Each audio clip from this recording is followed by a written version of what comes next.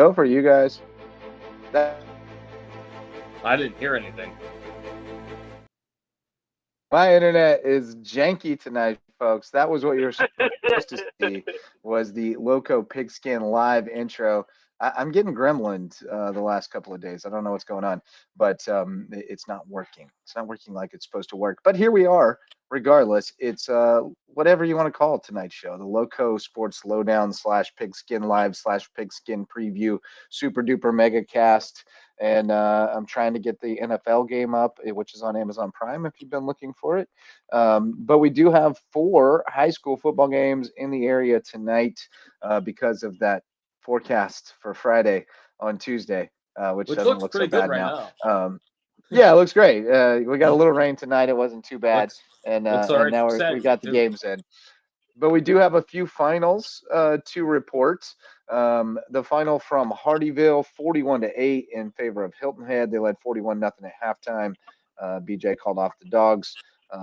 Reports are that my boys kept playing hard all the way to the end. I left at halftime, so I'm glad to hear that the Hurricanes kept fighting to the end, got one on the board at the end, but Hilton Head rolls. Another really impressive performance from them on offense. Carson Haynes was incredible. We'll check out some highlights later on. Timko, Zarnecki, usual suspects over there. They played both quarterbacks. Ranajeski got the bulk of the time, but I saw Walters get a series or two as well when I was there. They may have gone quarter by quarter. I'm not sure. That could be really interesting moving down the season. Wow. Yeah, well, I mean, they're different guys, and they bring different things to the table, and they're both sophomores, so like they're kind of back to where they were a couple of years ago with Bybee and Bays, where it's like neither one of them doesn't deserve to play. Like they're both playing well, they're both contributing, they're both doing good things for them. So I think they'll both continue to play as long as that makes sense. BJ's not averse to that at all, and I like that, especially at the high school level. Like, why give up on a kid when he's a sophomore because there's another kid who's his same age who's marginally better than him right now? We don't know what they're going to be in 2 years. So keep developing the NFL both. or in college, that's one thing because they're definitely more entrenched and they know a lot more. But still, yeah, you kind of know what they are. Yeah, you kind of know what they are at that point. Right. And you kind of got to hitch your wagon to one. It's just a different dynamic there. But in high school, I love the idea of developing multiple guys and just kind of letting them see how they develop, because one may develop into the quarterback and the other one develops into a wideout or whatever, and you don't really know which one can do it under center until you see it. So I love the philosophy, and I like the way the Hilton Head team's playing. Man, they came out flying again tonight, playing really hard on defense. They run the ball really well. They execute the screen game really well. They can throw it downfield a little bit too. Haynes is a good deep threat. They got some guys who can stretch it a little bit. So they're solid. And then I got to look at May River in the second half as well. They won 35-13 over Brooklyn Casey. Max was there in the first half. Pretty impressive showing from the Sharks once again. And they got stopped on 4th down inside the 10 a couple of times. So they potentially could have had more points on the board a couple of times. But they looked really good. They looked really solid. Yeah, they did. My first time seeing May River this year, and I'm really impressed by them. And they showed me why they are 4-0. There is a reason they're 4-0, and they showed it to me tonight. So I'm really impressed with the May River team. I think they're gonna keep excelling. They have a bye week this next week, and then they travel up to Georgetown, and then it's the start of region play for them as they face Colleton County. So really good showing for May River. They're 4-0, and for good reasons. They've shown it. They showed it really well. That fast-paced offense is tough to defend. So, a really good job by Coach Bonneville and the rest of this team. And I was able to talk with him tonight. I just asked him, what is the focus when you guys get into this game? And he says, just one play at a time. And I think it really shows with this team that they really do take one play at a time and every play out. So it's really good to watch this May River team continue their dominance. I'm really impressed with them. And for me right now, they're the best looking team right now in this region. But anything can happen in this region. We've seen that before. Did you say they're the favorite in the region? You cut up for me right now. They are. Yeah, for I me think right so now, too. There's no doubt. Yeah, I think so too. I mean, I again, like I said the other night, I think when Buford gets healthy, if Buford gets healthy, I think that kind of muddies the waters a little bit, and how healthy Buford is when we get to that point is going to have a lot to do with who is quote unquote the favorite, I think. But I do think that May River up to this point is playing the best football in the region, and I don't think that's super debatable right now with And what I they're don't putting on the think that field. I'm over exaggerating or overstating it just because I'm going to see Buford tomorrow, but I think it has to start tomorrow for them because Yeah, yes, it does. go to 100%. 0-4. I do kind agree with of, that. but I think it depends on who's playing and who's not, because ultimately it doesn't matter. They can be 0-5, and if they win the next 5, nothing matters. They're the number one That's true, seed, but and yeah, so, and I think now, they understand that they're banged up. They're not Oh, who they're going to yeah, be question. by any stretch of the imagination. I So, agree with you. I agree with you, Justin. Yeah, I agree with you, I, but I think in terms of morale, I think they need to win no, tomorrow night. there's no question. They could really use it. But I do think that the guys they're developing right now, the depth they're developing by throwing some of those guys into the fire, is gonna come home to roost later. That's gonna help them down the stretch when they get to the playoffs, and they've got some guys they can plug in there, and they've done it before against serious competition. So, I don't think all is lost for them by any means, even if they lose tomorrow night. But I think they'll show well against Goose Creek.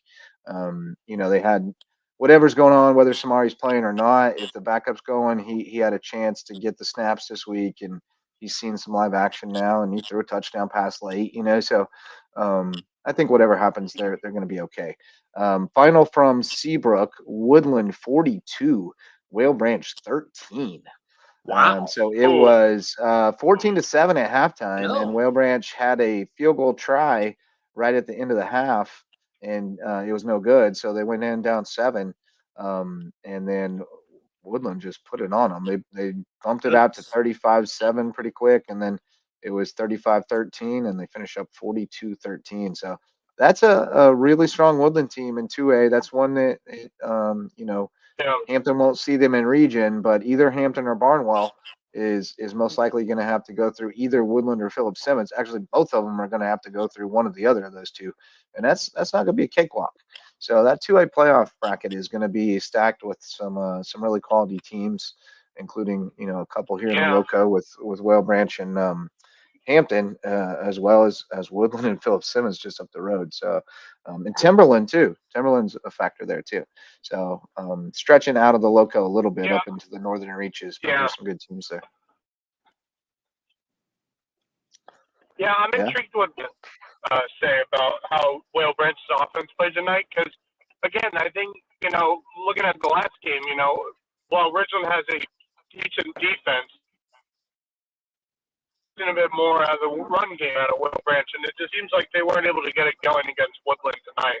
And I know that Woodland team is really good because they've had some strong wins this year as a program. So I'm intrigued to see how Whale Branch moves forward, because the offense has been a little shaky as the season's gone on. So I'm intrigued to see how Whale Branch fixes those problems. Good win for Woodland. And yeah, I agree with you, Justin. That 2A bracket is going to be insane. So it's going to be fun. I think I think Hampton County is probably for me one of the top teams in 2A. I think that that lower state bracket is going to be no joke, and they're going to have to fight their way through it. And we've got a great one coming up tomorrow night with Hampton County at Bluffton. Bobcats homecoming. Fun. That's going to be fun. I'm trying to see. Did you see a final on the Hilton Head Prep game, Marcus? Last I saw from Amy Zimmer from WJCL on Twitter about 45 minutes or so ago, it was 42-0 Bethesda. I've not seen a final. I've continued to look, but yeah, that's a tough one for Hilton Head Prep for sure. Yeah, it is. I was trying to see if we could find a final. I was hoping that they could be competitive in that one, but 42-12 the final. So Dolphins got a couple in the second half. Oh. Yeah, but 42-12 in the final. I feel like having 2 weeks off is a bit much. Yeah, it's a little bit of a double-edged sword. Yeah, you want to keep, 2 weeks off could be nice, but it also takes that, strength and momentum away a little bit. And I think going into that game, their momentum was taken away just a little bit. And, I think Bethesda has fought hard in some of their games. Yeah. So, I expected, I was hoping for it to be a close game, but I also was, not surprised that Bethesda kind of ran away with this one. Nothing like true reps in actual games as opposed to practices or scrimmages, that type of thing. For 2 weeks. Off of 2 weeks, yeah. That's a fact. There's no substitute for game speed. No question about that. Yes, indeed, Cuphead. Big win for the Sharks, and we'll get to the highlights here momentarily after we shout out the presenting sponsor of tonight's show and our all-star sponsor, our original sponsor, Mickelson Law Firm. They've been with us since 2017 when we got this thing going, and still with us today, supporting us every step of the way. And they can support you with any legal needs especially if you're in Bluffton. They're right in downtown Bluffton. They can take care of everything for you. They're our official real estate closing attorney and presenting sponsor of our Hilton Head Christian Academy coverage. But more importantly, they're our all-star sponsor, our number one sponsor, Mickelson Law Firm. Call on them for your legal needs. We've got some, speaking of Hilton Head Christian, they got one with JP2 tomorrow night. That'll be a good one. Yes, indeed. Go golf. Big one tomorrow. Bobcats in Hampton County. Going to be a lot of people there. Not just Bluffton and Hampton County people, it sounds like. I'm hearing of a lot of folks who are planning on checking that one out. But let's start off with some highlights. Where do you want to start? You want to start with the Sharks? Yeah, let's do it. Yeah, sure. Get to the Sharks. This is my second half highlights from the Sharks. I'll get Max's first half highlights downloaded and put together. There's Max Van Esselston in the curly W shirt. Nice. Among the leaders of the student section, just like his big brother Brooks was. Ooh, big tackle behind the line. Brooks, very good basketball player in his day. Great lacrosse player, still playing down at Florida Tech. Who 54 is? He made a big play right there. That ground game, just pounding it at you. They run it up to the line of scrimmage, get after it. They got stopped on fourth a couple of times down near the goal line. Brooklyn Casey was putting together some good little. Yeah, I was late on that one. It's easy to do with these boys. They go fast. Yeah. But that was Andrew Johnson, I believe, punching it in. I think that's what I love about May Rivers' offense is that they huddle up and then they go quickly to the ball and then hike it immediately. And this is fun. We got a fair catch, but didn't make the catch. Yes. Sharks pounce. Didn't make the catch. Yeah. Great play Fair there. catch, played it off his knee. Good coverage. Yeah, Didn't give up on it despite the fair catch. That's what I like. Keep going. Keep playing. I think one of the reasons why that May River is undefeated right now is the way they play on offense, the way they run their offensive plays. I think, huddling up, going quickly to the ball and then hiking it immediately is really it can be disorienting for any opposing defense. You may not be quite ready yet to go, and they just get at you real quick. So, and it's a hard thing. I would think it's got to be a hard thing to replicate on scout team. It's something you've got to be trained to do with some precision, to get everybody on the same page and the timing right and all that stuff. And then also you're running a fairly complex triple option offense that you can't just install overnight for your scout team if you don't already run it, so it's a tough thing to prepare for. I think some teams that run triple or some kind of option are going to be able to prepare better for it than others. I think Buford's coaching staff is experienced and sharp enough to have a game plan for it. Now everybody's got a game plan. What happens when you get hit in the mouth, right? What happens when it doesn't go right? Right. But you're right. It's not something you see that commonly anymore. It's not something you're going to prepare for multiple times during the season in most cases. So it's not something that it's easy to get ready for in a week. So I think that's going to help them, and I think it'll help them come playoff time as well. I mean, they'll see better defenses then that are more sound and able to kind of prep for that and then be more assignment based and take care of stuff. But it's fun. Yeah, reminds me of when the Wildcat was popularized and no one could figure it out. Yeah, I mean it's funny because it's like one of the oldest offenses in the book, right? Like the old triple option. Right. It's a throwback, but it's novel again because so few people run it now that it's tough to prep for. It still works to this day. It still works. If you have the right and personnel, it sure does. Yeah. And they seem to have it. They're bought into it. And that's half the battle, honestly, is getting kids bought into playing this kind of old school 3 yards in a cloud of dust brand of football in a day Big and Ten age football. where, yeah, most kids don't want to play that, but they seem to have a group of kids right now who are like, yeah, we'll do whatever we got to do to win. And if that's play like this, then yeah, we're down with it. And it's going pretty well. It makes me excited for that Bluffton May River game when it comes around because I think it's two very contrast of styles.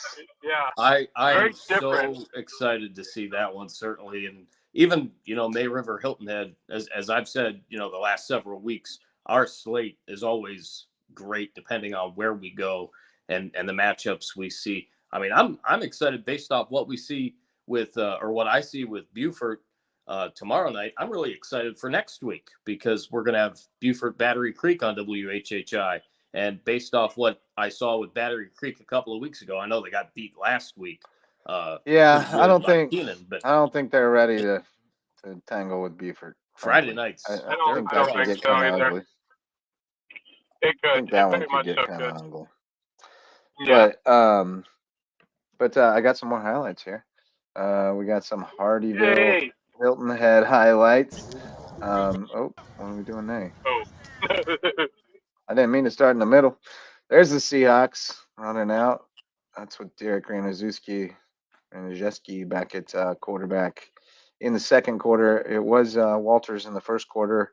I don't know who played the third quarter, but I know the starters didn't play the fourth. I know that. I don't think the starters probably played the third either. It was 41 zip at half. There's Carson Haynes getting loose. Look at him go. My guy knows who he is. He blew it. Wide open. All right. Yeah. Yeah, we blew a coverage. Ranazuski saw him. He read it right. He was trying to jump their screens, if I understood the game plan correctly. But it wasn't a screen. There's Troy Timko. He's a dude. And then here's Thaddeus Sarnecki running right at me. Right by me. I had the long lens. I couldn't keep him in frame because he came right up on me. And then Ranazuski stepping up in the pocket, good flush out. But he gets about 6, I think, on that play. Making something out of nothing. He's nice. He's a prototypical pocket passer type, but he'll get out there and run if he needs to. Going deep, but good coverage. Broke it up. Hung in the air just a little too long. Jamonte Roberts on the coverage there. I'm intrigued to see how Hardyville will be when they get to region play. I'm excited to see how they can hold out. Right, so they haven't had many games that have been, I guess, Right, so their first game was against a 1A opponent, and they smoked them 48-6. Then they played a good 2A and got smoked. And then they played a good 2A and got beat. And then they played a good 4A and got smoked. I mean, everything that has happened so far is what was supposed to happen. In some sense, did they give their best effort against Whale Branch? Absolutely not. But from everything I've heard, they gave a much better effort against East Clarendon, and everything I saw and heard tonight was they gave a much better effort tonight. Millie, he was playing tough on defense. He's having a tough time on offense. He's being asked to do a lot more than he probably should be. But we had an injury and it was next man up. But he is getting after it on defense. Look at Monte fighting this man for it. Wiedemann got the touchdown, but Monte was not giving it up. He was not giving it up. I love it. I love that fight. So, I think when they get back to 1A opponents next week, they've got Lee Central on the road. I think that's a winnable game. And then they've got Ridgeland at home to open region play, and that is a huge game, emotional game. Yeah. Going to be a huge game. Winner is essentially guaranteed a playoff spot. Like that's that. So that's going to be huge. And I think if they can get it on track next week, then I think that game becomes very interesting. Interested to see what Ridgeland does tomorrow night too. They've got Manning on the road. That's a really tough matchup. And then I forget who they have next week, but which one of those teams comes in with a little bit of momentum and a little bit of confidence, I think is going to go a long way in that one. Yeah, so absolutely. It's going to be fun. Got some more highlights. Got a few more. We got. I'm going to hop off real quick, and then I'll get back with y'all in a few minutes here. Sounds good, buddy. That's good, Here's man. The scene from Whale Branch. We'll get the band in there. They got a black band. I remember them last year as well. Talked to they got a great band. Sullivan for a few minutes about him during that broadcast. They do a great job. Small but mighty. Battery Creek, they're bringing the horses. May River Band has pumped it up a few notches. They were solid tonight. They were bringing the heat. Yeah. That was good to see. It's good to see. Man, it adds so much to the environment. Absolutely. High school football when you got the band playing. Mm-hmm. Nothing like it.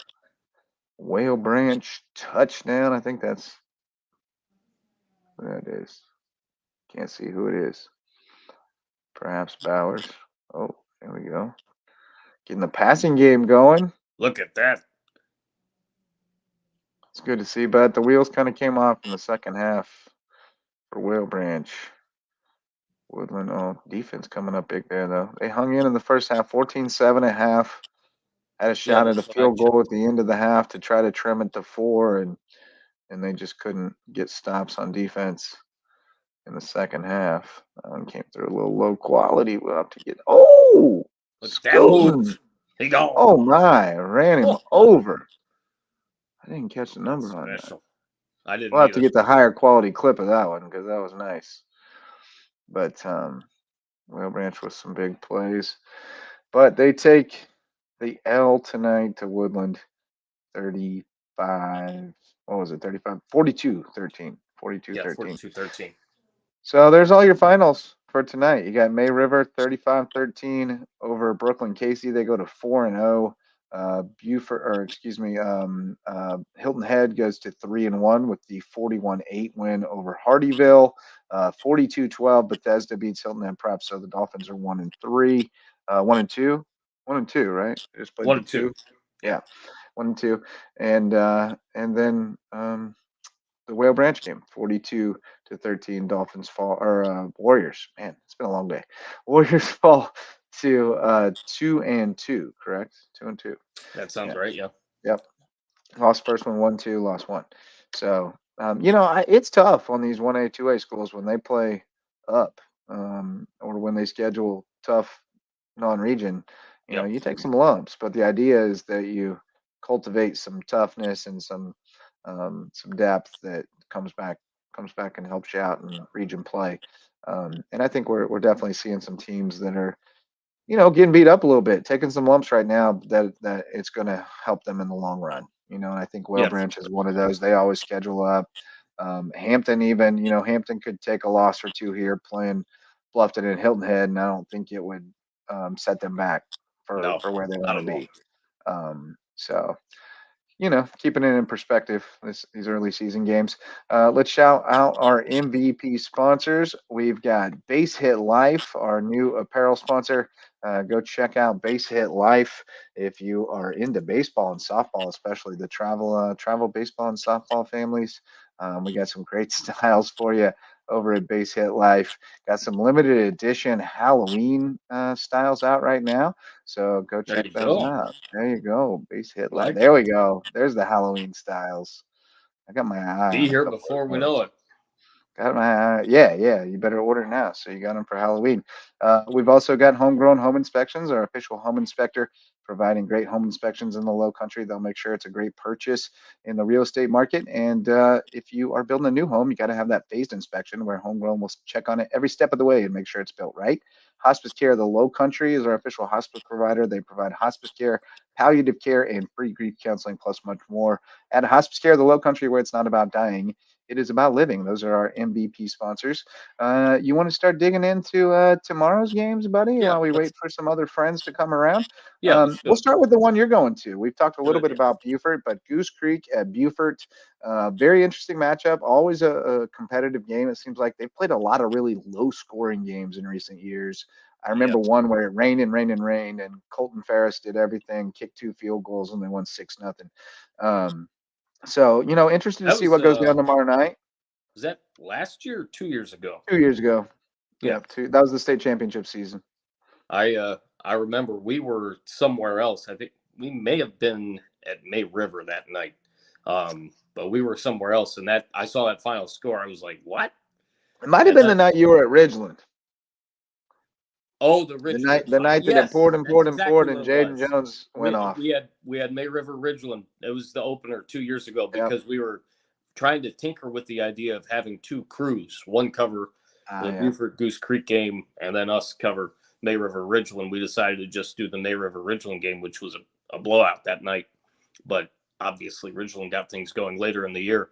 But yeah, there have been some great games between those two teams for sure over the years. I think I was introduced to the rivalry back in I guess it was 2013. I believe that's one of the first games that I saw with Bob Stevens and Chuck Zapek scouting and shadowing those guys a little bit. But I'm looking forward to seeing what Beaufort can do, because for as much as I'm kind of down on the fact that they're hurt and their record, they're looking for that first win and everything. I still know, obviously, with the staff that they have and the players that they have, that they're one of the top teams in the Low Country, especially in the high school league. It's just, can they put it all together, obviously, and obviously as well, being at home is going to be big. Despite all the stuff that I'm saying, kind of on the negative side, I think I do like their chances tomorrow to go in home and play hard with whomever they have. It'll be interesting to see who they've got, but I like their chances to go in and get a win tomorrow. Yeah, I think I do too. Goose Creek's not exactly, lighting it up right now either. They beat North Myrtle Beach pretty bad. They lost a close game to Fort D, which is a good team. Yeah, Lost a 3-point game to James Island, which is also a good team. So very this good is team. a really quality opponent. I wouldn't be surprised either way. I don't think. I think it's a pretty even matchup. But I have a hard time seeing Buford drop to 0-4, especially at home. Right. Just playing the odds, like they've got to put 4 quarters together pretty soon. The question I have is I don't know who's playing and who's not. We don't get an injury report, so I don't know. I'm pretty sure Amari Patterson's out. He's their most dynamic receiver, but they definitely have other Without guys who question. can hurt you. Jamin Odom is electric. They got some guys who can step up there. Elias Johnson, Um, better be ready to Yep, run yep. The injuries on in the trenches though are so much harder to cover for. for sure. And so, I Yep. don't know True. how they look there. And Samari is the big question mark. If Samari No plays, doubt. I feel pretty good about it. If he Yes, doesn't, I agree. they're going to have to play really well on defense and minimize the mistakes, take care of the ball, run the Win a ball close really game. well, A low win in the scoring close game. trenches. So yeah, exactly. So, I think it's a toss up. I'll give Buford a slight edge at home. But I think that one can definitely go either way very easily. But I think Buford will get some things ironed out this week. Colleton County at Stall is an interesting one to me because that's a game that on paper Colleton County should be able to win and Yeah. should win unequivocally. Stall is really struggling. We saw what Hilton Head did to them. It was not pretty. So I feel like Colleton's getting the dub this week. I like Kinlock's team in this one. Again, Stall 0-2, and they've been beaten pretty They were beaten badly by Hilton Head, and then they lost 9-7 to an academic magnet team Yeah. that Patrick Henry put a whooping on. So, I feel like Carleton's bringing this one home. I'm Yeah, going I with like Cougs. Colleton County. They've got to put it all together, kind of like what we just said with Buford. They do have to put everything together. I'm looking forward, hopefully, to seeing them. I think it's the first week in October. They play May River at home. If I can, I plan on getting out to that game on the first Friday of October again, I believe it is. But I like Colleton County in this game to get it done over Stall. I do as well. I'm trying to punt on a couple of these big matchups until we get our buddies in here. They're in transit right now. But Battery Creek at Bethune-Bowman is another one that I feel like our Loco team has to have circled as one that you have to win. Yeah. The Dolphins, tough loss at Keenan last week, 26-0. That is a very good football team. Looking at what they've done, it looks like they're a borderline top 10 team in 3A, or 2A, whatever division they're in. So I don't think that reflects that badly on Battery Creek. I don't know how healthy they came out of that game, but I do know that Bethune-Bowman is struggling. Hardyville hammered them pretty bad. Eau Claire beat them pretty bad, and Eau Claire got smoked by Ridgeland, and then Woodland beat them 42-0. So, I think Battery Creek definitely has the horses to get on them early and stay on them on the road. So I'll take the Dolphins. I'm going to as well, knowing what they have ahead of them, especially that Buford game with, whatever we see out of Buford. This is a game that the Dolphins have to win based off what we've seen in, recent weeks and even some last year. I think this is a game they do get. I'll take BC as well for the win. Yep, I'm with you there. Ridgeland going to Manning. The Jags are 1-2, won their opener against Eau Claire, and then lost their last two to a couple of quality opponents, East Clarendon and Whale Branch.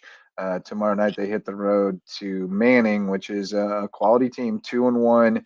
One of those hovering around the top 10 most of the time. Their loss was a 3-point loss to Crestwood, which is a very good team in 3A, actually in 4A now, I think. Scotts Branch, they smoked them. Lake Marion, they smoked them. It's a tough matchup for Ridgeland on the road. I think I got to go Manning. And I will too. Ridgeland has just not been able to put the pieces together after possibly a strong start. I like Manning in this one. Yeah, Ridgeland's got some nice pieces. They're not bad, but you're right. They just haven't. I mean, they've been overmatched in their last two games. They weren't really. They didn't have the manpower to compete with those teams, but I don't think they will this week either. I just think Manning's a strong team going on the road. I think that's too much. Probably ends up 3 touchdowns maybe, but close, competitive, but gets away at the end. That's what I'm thinking. Dorchester at Patrick Henry in a good little skeezer matchup. These guys don't like each other much at all. They've played each other for a bunch of state championships and a bunch of sports over the years. I mean, they like each other. They hang out together and go hunting and stuff, but they don't like each other when they play sports. No. You know how it is. So this is a fun one, man. Patrick Henry's looking to bounce back from a tough loss last week. They played their hearts out over at BA and came up just short. Dorchester, if their max prep schedule is accurate, they've only played one game. I don't know how that's possible, but they smoked Faith Christian. Pretty good matchup, but I think I like Patrick Henry in this one. Me too. Their defense is playing pretty tough. Gave up some on the ground last week, but the Shuford Underwood thing is everybody's giving up a bunch on the ground to them. They're pretty good. So I like PHA to bounce back. They're tough kids. They got some pieces. Michael Tucker Mathis is probably going to be the best player on the field in all phases. So I'll take the Pats on top. I will take the Patriots as well. Big. Pat's big. He's going big on the Pats. Let's see. Calhoun Academy at Colleton Prep. Don't know much about Calhoun, so I'm going to do some quick research for us here. But Colleton Prep is 3-1. and coming off another nice win. They bounced back from that 33-0 loss to Thomas Hayward to beat Andrew Jackson 25-8. Walker Bryan is a dude. He plays big every week out of the backfield. They got a bunch of guys doing it on defense. They get Calhoun, who's 2-1. They lost their first one in Northside Christian, and then they beat Greenwood Christian by 2 touchdowns and blew out Thomas Sumter Academy. This is a battle. Oh, it's at Colleton. I thought it was at Calhoun. This is a battle right here. I don't know which way to go on this. I'm leaning Colleton. I'll say Colleton. One score game, one possession game. Yeah, I'm thinking that's about right. Yeah. Colleton's played really well in phases to start the season for sure. They've got some athletes that you guys talk about a bunch. It seems like their program's going in a very good direction the last, couple 3 years. I like Colleton in this one. All right. Williamsburg Academy at Thomas Hayward. This is a really good matchup. Thomas Hayward is rolling right now. Looks like the best team in Skiza 1A from my perspective, but I haven't seen everybody. Shut out their last 2 opponents, Carlton Prep and Orangeburg Prep. Neither one of them is anything to sniff at. They're pretty good football teams. Williamsburg has won a couple state titles recently. They've been a powerhouse. They're 2-1. Their losses to PD, it was a shutout, 25-0. They smoked Sumter Academy and Clarendon Hall. Not too impressed with the wins, and the loss, was pretty convincing. So I think Thomas Hayward at home, the way they're playing right now, I like the Rebels to roll in this one. Until they lose, I'm going to keep taking them because they have one of the best players in Skiza, and they've got a great environment. They're whether on the road or at home because everybody travels. It's a tight-knit group. They keep on winning championship after championship. Seems like they're winning every week. I'm going to take THA, of course. Good call. Good call. Max, you rejoined us. You got the Rebels in this one? Yeah, I got Thomas Hayward in this one. I don't think anyone's stopping them quite yet. At least up to this point. I just see Thomas Hayward is too strong of a team right now for anyone right now on their schedule to be able to stop them to a certain degree. So I'm going to take Thomas Hayward in this one. All right.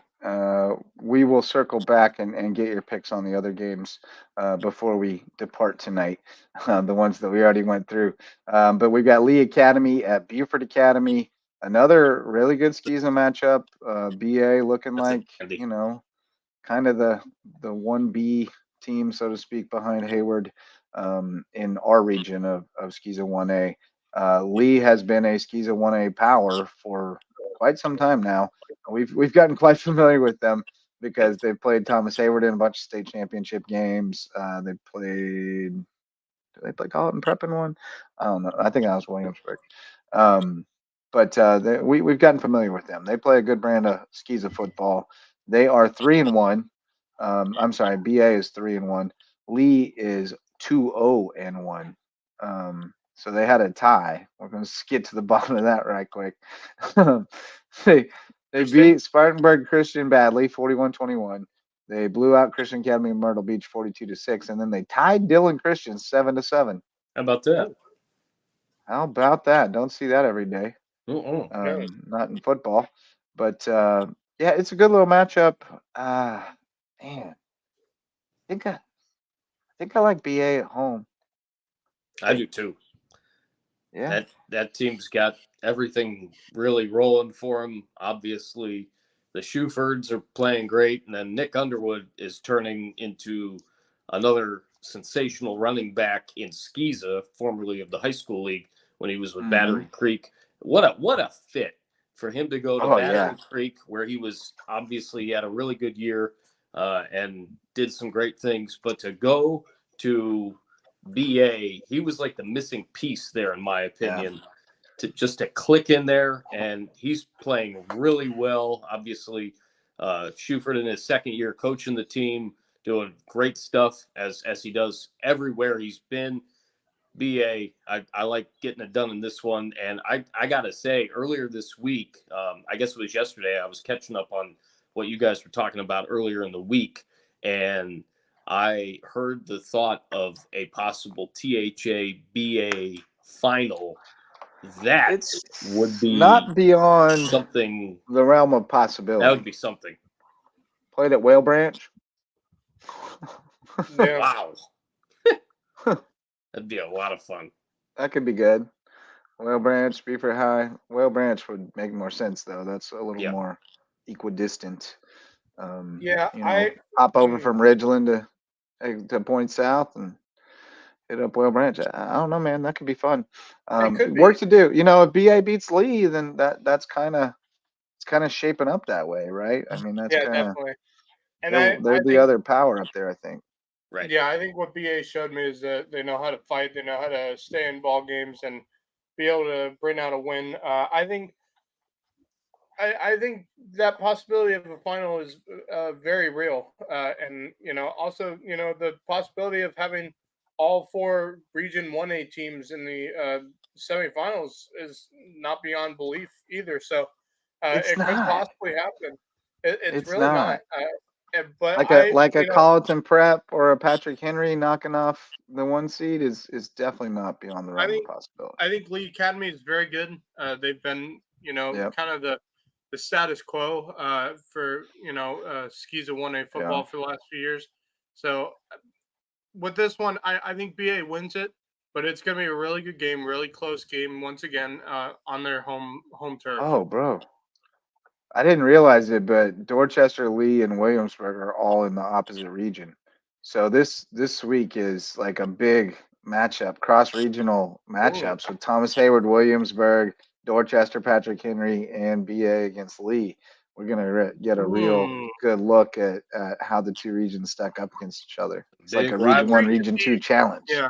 Yeah. I'm intrigued to see what Williamsburg looks like because they've me too. had strong football programs the last few years. So don't put it past Williamsburg to pull off the upset, but I still think Thomas Hayward's the better team, but Yeah. I just don't know for sure. But Yeah, I think Williamsburg's a little bit down though. This is the second year since Shelley left and went to Orangeburg Prep, so right. I think they've fallen off just a tick.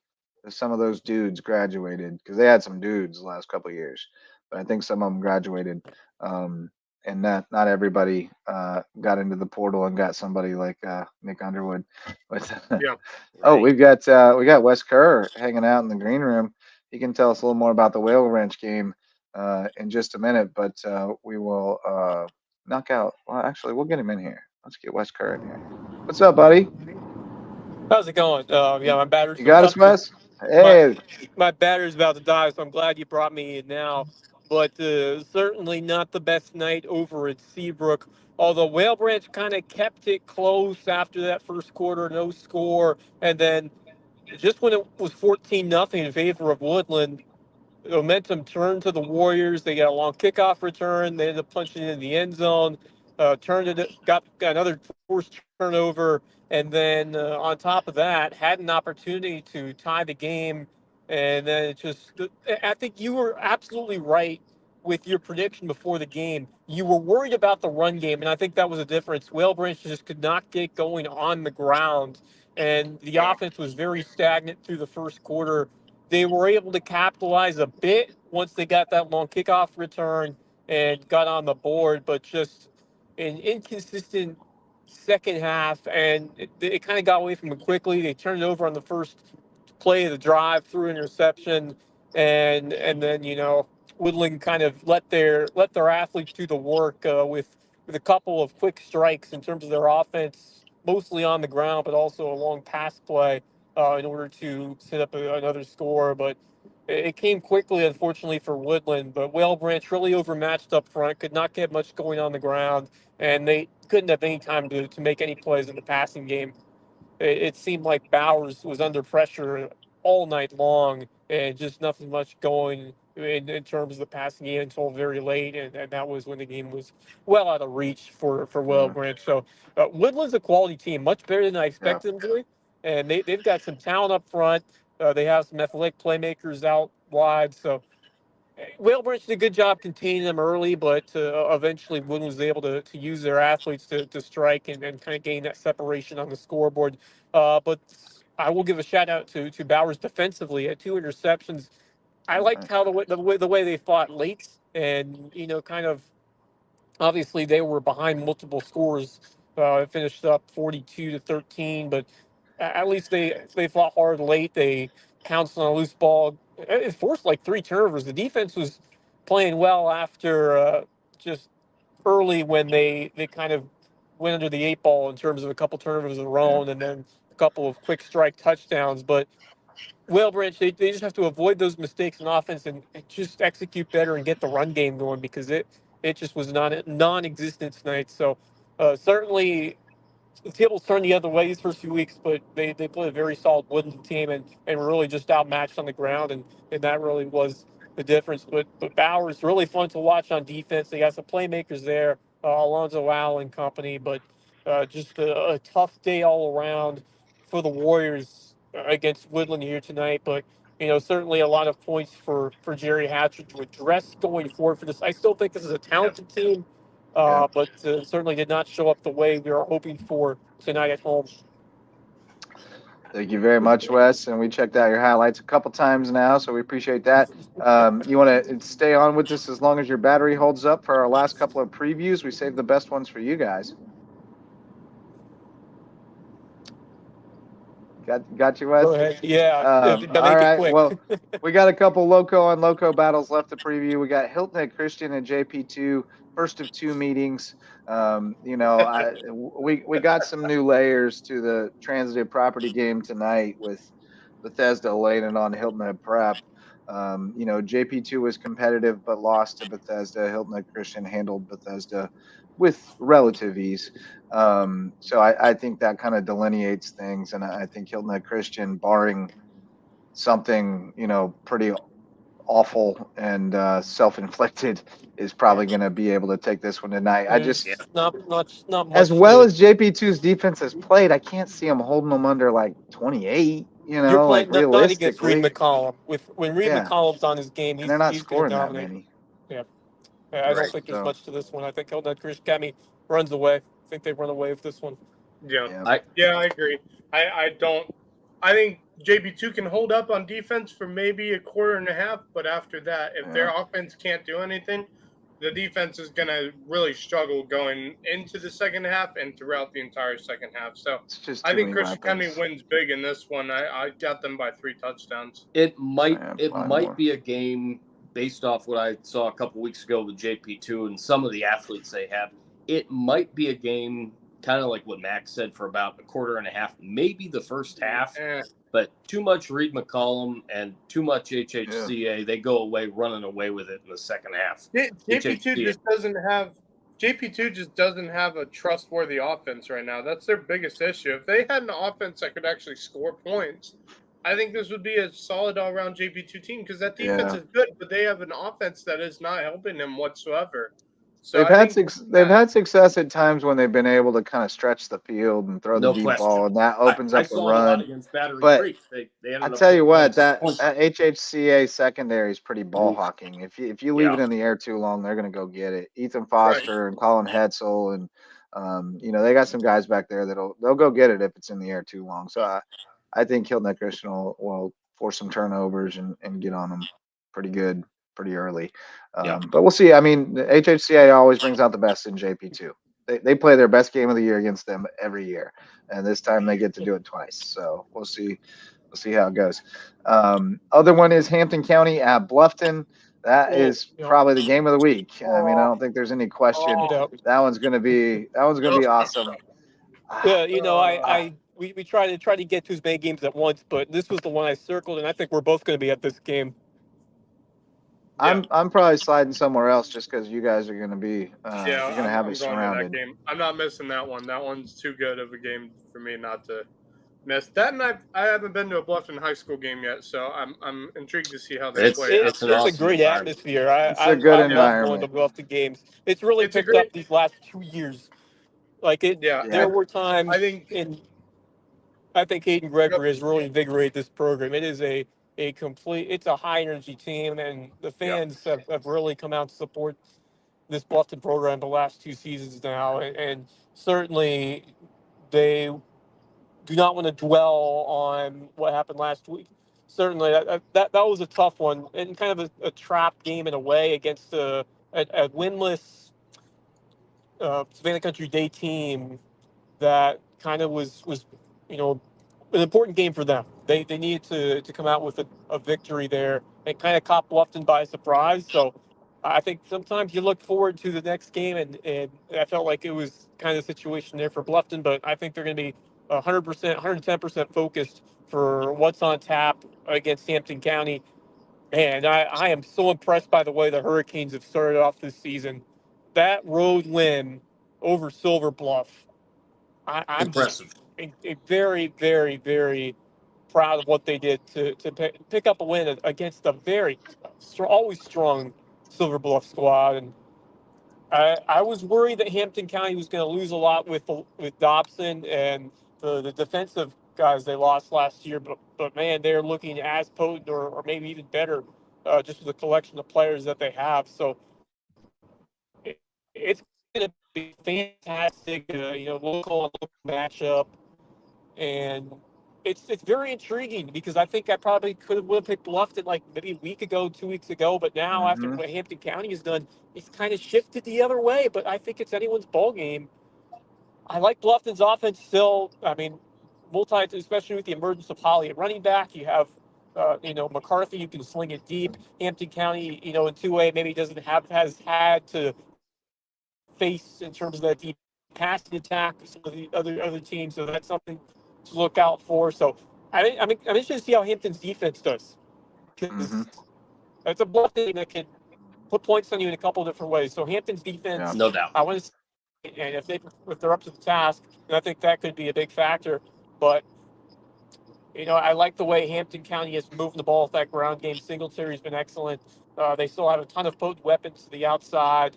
And so I think Hampton's being poised to play well. They show they can win on the road. And I think they are going to go in this game mentality that they expect to do it again and win at Bluffton. I'm going to go with Bluffton in this one. I mean, they're at home, and that's a big deal. I really like what Hayden's doing with this ball club, and kind of like what we talked about with Whale Branch and the fact that they went in and played Bluffton and got smoked, and they came back the next week. I believe it was against your Hardyville guys, Justin, if memory serves, and they smoked them. Yep. I know that Hayden definitely put that team through the ringer this week after what happened last week. I like Bluffton at home. This will not be a blowout by any stretch of the imagination, but I expect Bluffton to show up and win at home in a huge game of the week, easily for me. I like Bluffton by a touchdown. All right. Max? Oh, crap. I'm holding for last on this one. Yeah, thanks. Oh, crap. I don't know. I'll go if you're not ready. I'll go if you're not ready. No, I made up my mind. This is a toss-up game at its finest. Honestly, it's very tough to choose. I think Bluffton is going to come into this game absolutely pissed off because they lost against Savannah Country Day. I don't know if they were expecting that. And for them to lose by as much as they did, I think they're coming into this game. They got a chip on their shoulders. They want to prove to everyone that they can beat Hampton County. Hampton County is probably one of, if not the best team right now in the Lowco area. And, I think Bluffton wants... Pound for pound, I would say they're the best. Yeah. And I think Bluffton wants to prove that they can hang with Hampton County, but I just don't know if they're going to be able to keep up with Hampton County. I think it's going to be close. Oh. I'm going to take Bluffton, but I think this is very, very close. I 3-point game at the highest. So everybody's on Bluffton. I don't think there's a touchdown difference between these two. Did West take Bluffton? It sounded like he was going Hampton. I think he picked Hampton County. Did he? Okay. I thought it sounded like he was gearing up to pick Bluffton, and then I must have zoned out for a second, and then his phone died, so we can't ask him. But okay, so he took Hampton. Okay, so I'm not alone. I'm not alone if I go on that branch. Yeah, I do expect Bluffton to come out and play a strong game this week. That's the only thing that's giving me pause. The big matchup for me is the Bluffton offense against the Hampton defense, because I think Hampton will get theirs on offense. I think they'll get enough But I think to that win the Bluffton game. defense But could be a can problem they for stop? Hampton. Yeah. I think Hampton's going to be able to move the ball on them. Yeah, I do too, but I think it's how Bluffton can keep up on defense as the game continues into the second half. If they're able to keep it up against Hampton County, this game will be very, very interesting as it gets into the fourth quarter. Yeah. For me, the bigger question is whether Hampton has enough depth on defense to keep up with Bluffton all night. They're going to run them all over the field, and they got a lot of guys who goes both ways. So so that's the only thing that concerns me about Hampton. Yeah, but, very multi-dimensional. I think Hampton is treating this like their Super Bowl in some ways. Like this is a statement game for them. Yeah, for those 100%. kids to go into Bluffton, the kind of big swaggy program right now, and try to make a statement. So I think I'm going Hampton. It's real close though. One possession game I got. I think the key for Hampton is they need to get on top. They need to get on top early. Try to force Bluffton to be kind of one-dimensional so they can pin their ears back and go after the quarterback and let their guys cover, because they got guys who can cover. I think it's going to be a really fun matchup. Really fun. I'm pretty jealous of you guys. I will probably go get some shots from Hilton Head Christian JP2, and if that one gets ugly, I'm scooting over to Bluffton, because that one starts at 7 at JP2. So that gives me a little window. Gives me a little window to see a lot of that Bluffton Hampton game. So, and then finally, last but certainly not least, well, kind of least right now, cross schools at Holly Hill Academy.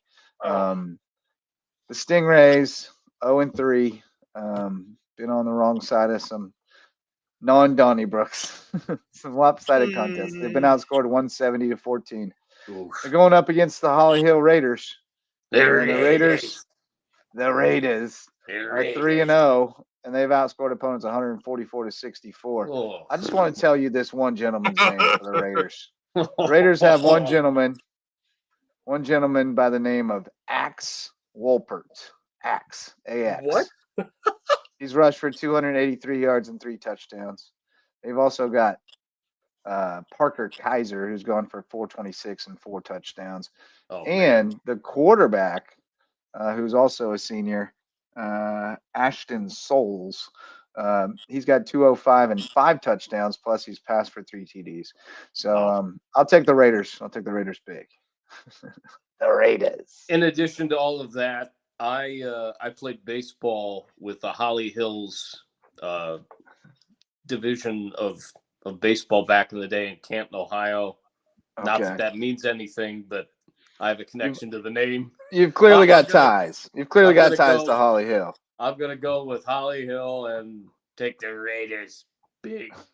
Yeah, no, not even close. Holly Hill, big time. Sorry, Cross, but not to be distressed. Next week on the 20th, Conway Christian visits City Hall to take on the Stingrays. It's the highly movable force against the or the highly movable object against the barely perceptible force, right? Somebody's gotta win. No, we play fun. We fun, but credit to those kids for going out and playing every Friday, because it's hard when you're getting your doors beat off, but they keep showing up. Tough. So we're being tongue in cheek. We're not making fun of you. I promise.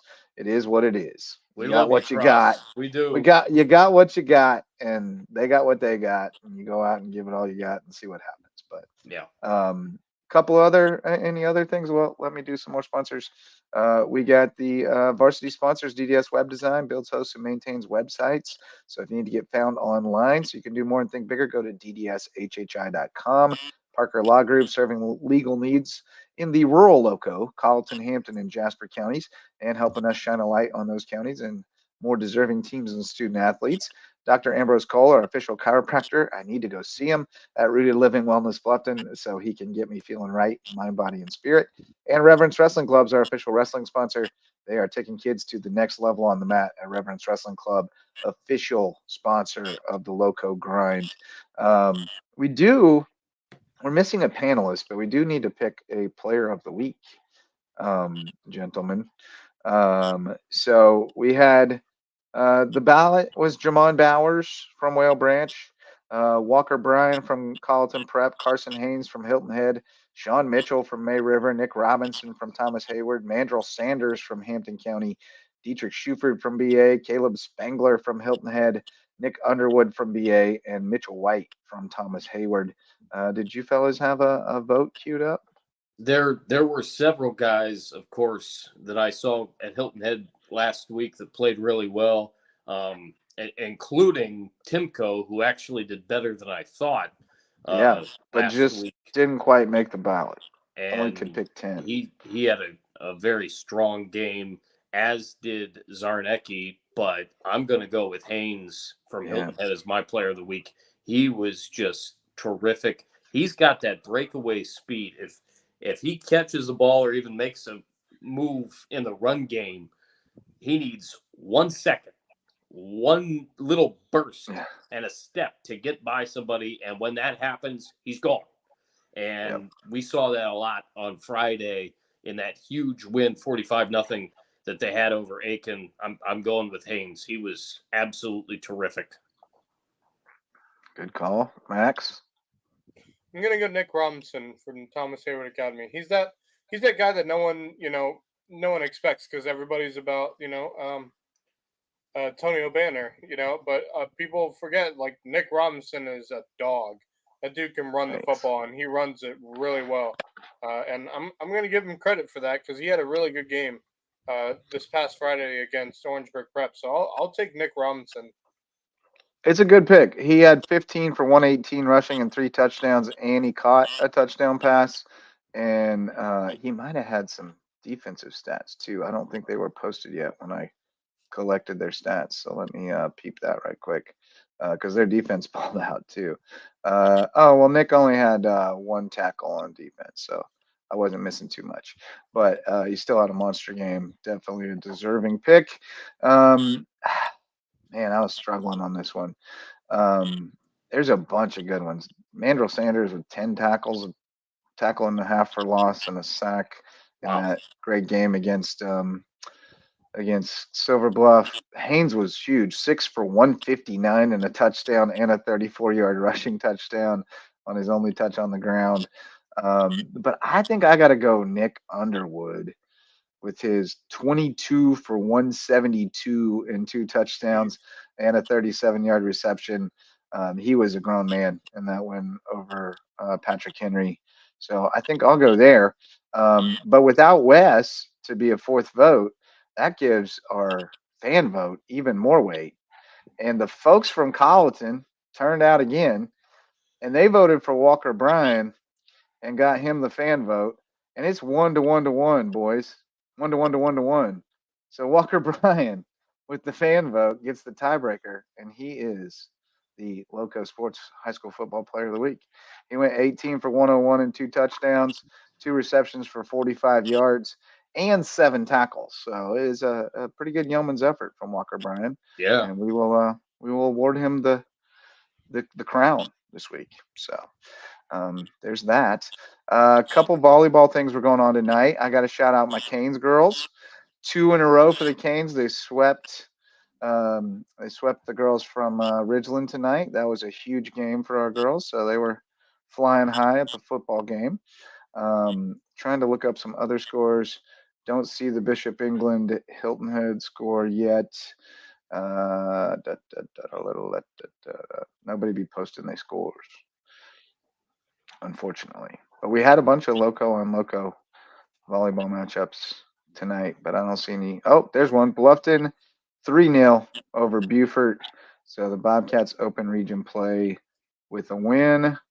And then we'll see if we got a May River score yet.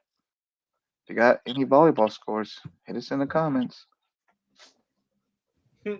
Smash that like and subscribe button. Right. And May Rivers swept Colleton 3-0 as well. So we're just missing the Hilton Head Bishop England score from that region. Let's see. Who else was playing tonight? Oh, everybody was playing. Yeah. I can't be looking up all that.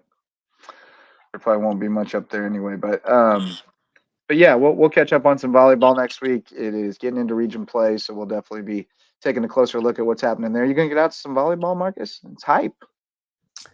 Might have to do that once. Yeah, it's a great place to knit. Kind of, yeah. Or crochet. Yeah, great place to crochet at a volleyball match. Yeah, and we also had some swimming today, and I wanted to shout out something that I saw real quick on Twitter tonight. The Beaufort High swim team, they've done great work over there the last few years. Got a new coach last year, and they've really amped things up. The Beaufort High girls 200 medley relay of Amaret Chapman, Susan Cushman, Claire Jones, and Rebecca Farmer broke the school record set in 2016 in the girls 200 medley. So that's awesome. Anytime you're setting school records, you're doing big stuff. Yeah. So shout out to them. Good stuff. Beaufort High Swimming. Loco Booster Club supports us, so please support them. We got your friends in mind, Daniel Court and Debbie Court from Court Lifestyle Pros. Man, I'm out of it now. Marcus, they're your friends in mind. Yes, they're indeed. Debbie and Daniel Court from Court Lifestyle Pros. They're with Charter One Realty, and they want to bring you home to Hilton And I'm Island. going to do a quick plug, if I may. Yes, Go please see do. Jekyll and Hyde. They're both yeah. in the show. I'm planning on going this weekend. I plan on seeing the Sunday matinee. I've heard that the show is just absolutely terrific. They're in it.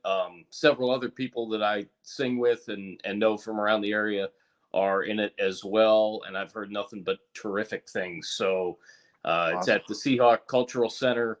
It started tonight. And it runs through Sunday this week. Sunday's the matinee. The other shows tomorrow and Saturday, I believe, are around 7:30. Matinee Sunday is at 2, and then the same scheduling next week. There might be a slight chance that it started yesterday, but I'm pretty sure that it's the official start of the show was tonight. Well, if it started yesterday, you missed it. If it started today, you missed it. But you can go tomorrow. Yeah. Or you can go Saturday because tomorrow's for football. Lots of chances to see the show. And very good. I've heard great things. Awesome stuff. Dynamite drop in. Eagle Creations, they have promotional items and custom apparel plus much more. They're over on Argent Boulevard if you want to check out what they can do for you. Jay's Barbershop is a great place to get your haircut and take in some great conversation in downtown Ridgeland. Barefoot Floor Care of the Low Country will get your floors so clean your feet will thank you. Hudson's Seafood House on the docks on Hilton Head Island. Great place for cocktails, brunch, sunsets, all of the above, plus seafood. Get it Andrew's Way if you want to be adventurous and have the good stuff. And Hurricane Sports Cafe out in Hampton.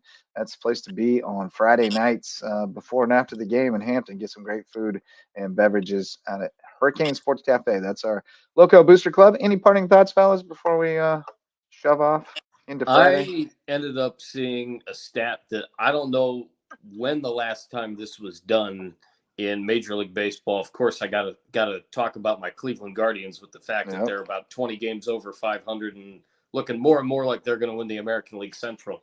So during the trade deadline, they made a couple of moves. Before the trade deadline, they got Matthew Boyd, who's pitching really well for them. They got Alex Cobb, who has been doing okay. Injury bug has really gotten to him. And they got Lane Thomas. Yeah. Right before the deadline. Mm-hmm. And for the span of about the first month that Lane Thomas was in Cleveland, he was just playing center field. And the guy didn't hit worth a lick. And it's couldn't just hit water if he fell out of a boat. My goodness. When is this guy going to start hitting like he did with the lowly Washington Nationals? Yeah. We know that he is so much Tony more than what he's doing. So mad they traded him. I have no doubt. And then all of a sudden something happened and it clicked. And he has been great over the last, 2-3 weeks. They were even talking about it today where they said he just had to relax a little bit more and not get so amped up when he's at the plate. Just kind of get into the groove at different plate appearances. But yesterday, he did something that I can't ever recall being done. First inning, runners on second and third. He hits a ground ball to the left side. I think it was in between short and third. Slow grounder, beats it out for an infield hit. Obviously, they're looking towards first to make the play to get him out. So the runner from third, and Cleveland does a great job on the base paths anyway. The runner from third is scoring on the play because he's on the move with the pitch. Right. Jose Ramirez was at second base, and he went from second base around second, around third, ended up scoring 2 runs on an infield ground ball. And then in the third inning, it may have been Jose Ramirez at second base again. I don't know exactly for sure, but he did it again. This one, though, actually hit the outfield grass. It was in shallow right field. Same thing, balls on the ground, runner breaking from third to the plate, and then the runner from second, whether it was Jose Ramirez or whoever it was, did the same thing. Round second, round third, and scores. And it's that hustle. I love it. And that dedication that we're seeing from the Cleveland Guardians this season. I mean, their pitching staff has been ravaged with injuries.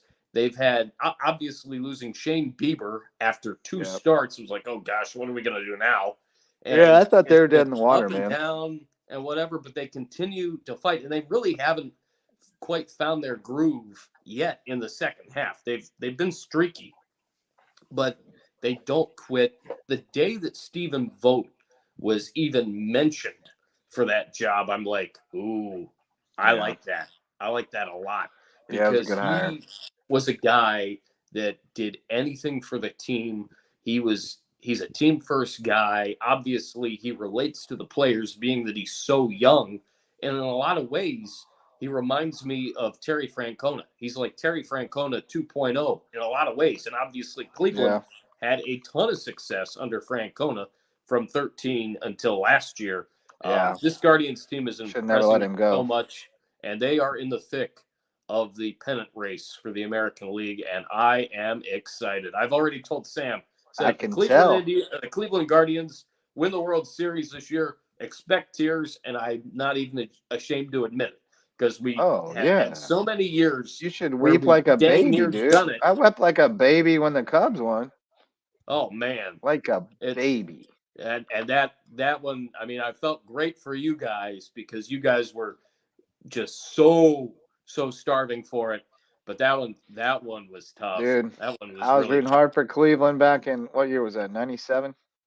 97 against the Florida Marlins. I was rooting hard for them in that one. 07, they were down 3-1 to the Boston Red Sox, or they were up, rather, 3-1 to Boston. If they would have just finished that off, they would have beaten Colorado just like Boston did. Had some special years since 95 when I became a baseball fan, and obviously they took on Atlanta that year. 95. And lost it in I 6. graduated from high school in 96. What a team. That 95 team. Good Lord. 95 team was great. That was fun times. Max, you got any parting thoughts to get this guy off the Guardians? Well, we could talk about the Braves, but we're not going to go there because they're just Anyway, I think one of the things that I'm concerned, going into tomorrow's games on Friday, one of the things I'm concerned about is Buford. I'm concerned about them. I'm concerned, yes, they could start out 0-5 on the year and still have a way to win the region, go into the playoffs, and all that. But I'm concerned if they don't get a win here, finding momentum is going to be a bit more tricky as they head towards region play. Yep. And I think, especially in this region, because it's not just Buford that's going to be competing for that number one spot in the region. It's now a 3-team race, in my opinion, for that number one spot between Bluffton, May River, and Buford. So I think I wouldn't count Hilton Head out of that race yet either. I wouldn't count Hilton Head out either. They could spoil the party. I really do believe that. But I think if Buford wants, to be competitive, I think they need to win tomorrow night. I think this is a must-win game. I know it's not a region game. I know it doesn't really matter towards their region record Right. or their playoff chances, but I think and I mentioned it earlier, in terms of morale, in terms of momentum, in terms of just getting back on the right foot, I think they need to win tomorrow night. Yeah. I couldn't I agree think more. you're right. They need to taste it. They need to taste it. You know, as much as they've won in the past, that's not this team. And so this team has to taste it, has to feel it, has to get the addiction, you know, like so I think you're right. I mean, I think they do need to win this game. I think they'll be okay either way because like they got a get right game against Creek next week. They're going to be able to win that game, but then they got to come right back and play Bluffton, and so I think there is something to be said for winning a couple in a row and getting it rolling Yeah, downhill a right. little bit Absolutely. before that game because that's a pretty rude introduction into region play. So that's going to be a fun one, man. I got that one circled too. There's a bunch of good games coming up. That whole region slate's going to be a That blast. region slate is crazy. My parting thought is that Remember. Tua got another concussion tonight. Oh boy. Yes, I did see that. When are we gonna tell that guy to stop playing football, man? It ain't worth it. Like It's gonna kill him. Honestly, he's had a how lot many of concussions, now over man. the It's a last Yeah. lot. 3-4 seasons now? He's had 4 or 5 concussions now. Yeah. And Enough none that of you them get have scared about none it. of them have been really mild concussions either. He's had quite a few Pretty good bell moderate ringers. severe Well, concussions. in my opinion, and I've never played organized football, but I have lived with a brain injury my entire life, 36 years. A concussion, whether it's a mild one or a Yeah. severe one, is still nothing to be, No. Right. taken Yeah. lightly. It's still something I remember, having debates in sport communication classes and whatnot. I understand that football is how it is and the athletes are bigger, Yeah. other sports too, but especially football. The guys are bigger, The stronger, violent faster now than they collisions that were take place. Yeah. back in the day. But if there's a way that we can take the just upper body hits, the really hard aggressive hits, whether it's helmet to helmet or helmet to neck, if we can take that out of the game starting at a younger level, Yeah. do that more and more, it's only going to help because I That's think part of it is that folks are forgetting truly how to tackle. Yeah. why Well, and a that's lot of something a lot of that yeah. go ahead. Go ahead. I Go ahead, was Justin. going to say that's something that that Keith Brooking and I talked about a good bit when he was running those kids camps and clinics and stuff. Is that they were really focused on, you know, Oh. Ooh, I think we lost our host. Yeah, I think we did too. I was gonna mention. Hopefully, he can get back on. He's had some Wi-Fi issues. Oh, Yeah, he's there had he the is. gremlins going. There he is. I was gonna mention a lot of the football teams now at both youth, middle school, and high school level are starting to teach rugby style tackling, yeah, which Right. is keep your heads up instead of heads down.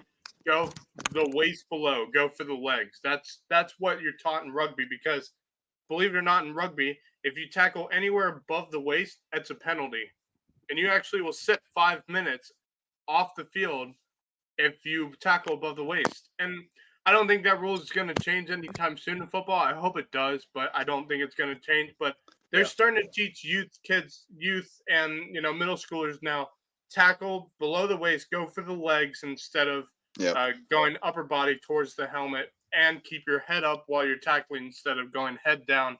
but yeah, And that towards was the neck area. that was one of the things that Brooking really emphasized was the heads up tackling and USA football has really done a lot to try to emphasize that at lower levels. So, I think we're moving in that right direction. The other thing I was going to mention before my computer died, I was going to bring up the Guardian cap. That some of the players are wearing in the NFL now. It looks goofy. Like I wish they could make it look less goofy because it looks like those guys are wearing those big hats. It just looks silly. But the concept is great, and I think we're going to see that adopted more and more over time. I think that people will get over the stigma of what it looks like and be like, you know what? Who cares? I'm protecting my most valuable asset here. Yeah. Like, Yeah. I think It truly is. Yeah, I mean, for Tua, I just if I was like any coach, he's now gone through like his 4th or 5th concussion in like the last 3-4 years or something Right. like that. Yeah. Yep. If I'm any coach and I'm smart enough as a coach to tell him, "Hey man, this might be it for you." Yeah. Like we wouldn't want you to, because it could be very much so the next concussion that could actually hurt you for the rest of your life. Yep. And and so I think for Where's the Tua, limit? I think Yeah. he's already gone through enough concussions to where I'd be like, dude, I don't want you to play anymore. I know Yeah. you're a good athlete, you're a great quarterback, but I wouldn't want you to play anymore if that's if this is gonna continue to happen to you. Yeah. Which I is- completely Go agree. ahead, Jeff. Oh, you got the update. You got the update, On my phone, it works. dude.